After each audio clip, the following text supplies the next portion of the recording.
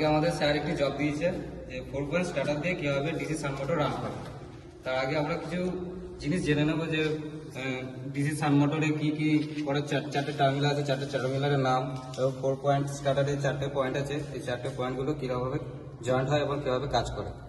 তার আগে ডিসি সান মোটরে 4টে টার্মিনাল আছে, এটা হচ্ছে আর্মেচার 1, আর এটা হচ্ছে আর্মেচার 2, আর এটা হচ্ছে ফিল্ড 1, আর এটা হচ্ছে ফিল্ড 2।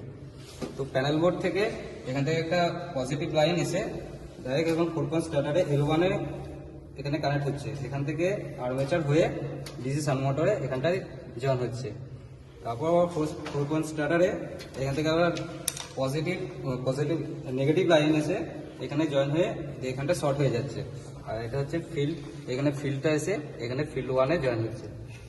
আমাদের এখানে প্যানেলে লাইন চলে এসেছে, এবার আমরা দেখবো কীভাবে এবং 4 পয়েন্ট স্টার্টার দিয়ে কীভাবে ডিসি মোটরটা রান করছে।